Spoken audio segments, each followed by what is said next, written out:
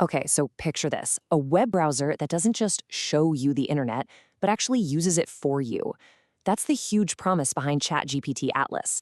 It's a new AI-powered browser from OpenAI that can literally browse, click, and get things done on your behalf. We could be looking at the biggest change in how we use the web since, I don't know, the search engine itself. Let's dig in. For years, web browsers have kind of felt, well, stuck, right? Sure, we get tabs and bookmarks, but there haven't been any real game changers. Now, OpenAI is stepping into the ring with a bold claim, saying Atlas is that next big leap. So the question on everyone's mind is, should the undisputed king, Google Chrome, actually be worried? Well, it's not just us asking. Wall Street is already placing its bets. During the live announcement for Atlas, Google's stock actually dropped by 3%. Now, that's not just a tiny dip. It is a clear signal from investors that they see this as a very serious threat. The stakes here are incredibly high. So, what is Atlas really? At its heart, it's a web browser with ChatGPT baked right in. You don't just search anymore, you give it commands.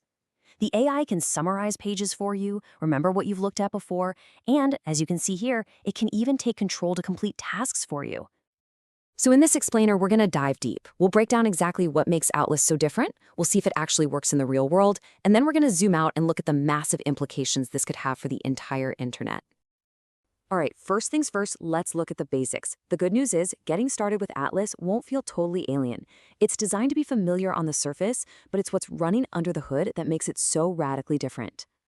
And you can see here, they're making it super easy to switch over. You've still got your standard tabs and bookmarks. You can import everything from Chrome, and I mean everything, including your passwords with a single click. Plus, since it's built on Chromium, which is the same foundation as Chrome, all your favorite extensions should work right away. So who can get their hands on this? Well, the browser itself is free, and it's available worldwide. But there's a catch. For now, it's Mac only. They say Windows and mobile versions are coming soon. And while the basic browser is free, to unlock the real magic, this thing called agent mode, you're going to need a paid ChatGPT subscription. Okay, now for the really exciting part, the AI superpowers. This is where Atlas starts to feel like something completely new.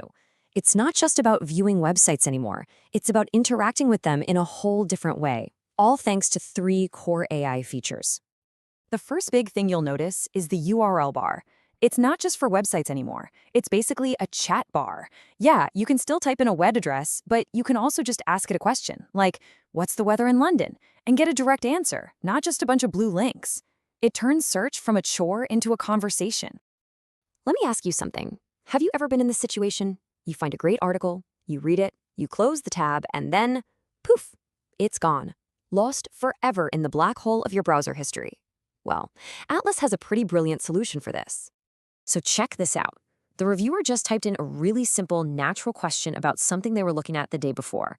Because Atlas remembers your browsing history, it can go back and find exactly what you're looking for, just like a personal assistant with a perfect memory. This is what they call the memory feature.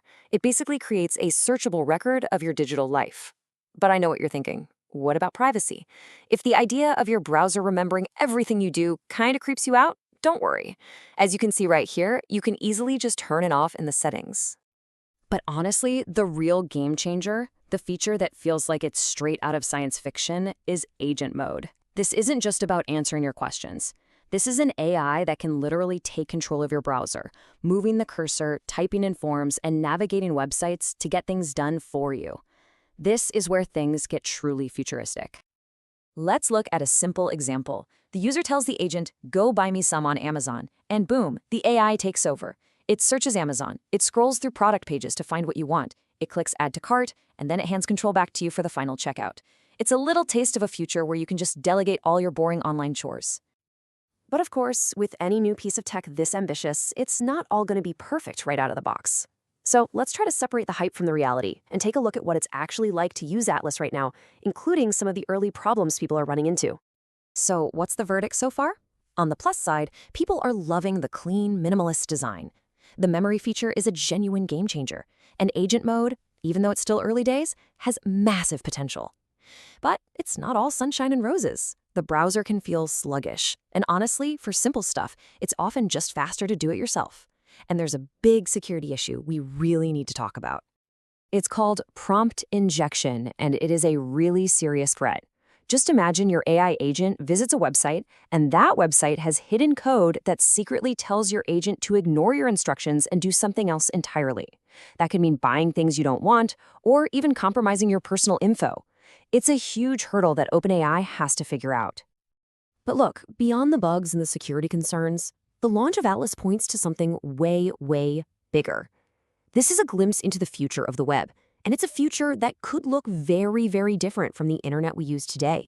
So this is the crucial point, the fundamental shift right here. We're moving away from a world where we do all the work, the clicking, the searching, the pulling of information, to a world where we just tell an AI what we want, and it does the rest for us.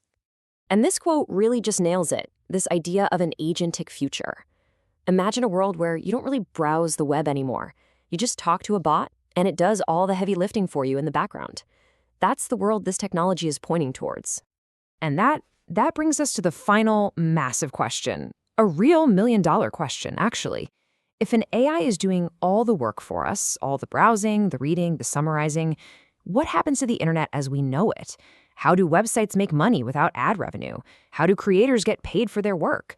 This isn't just a new browser, it's a piece of technology that could change absolutely everything.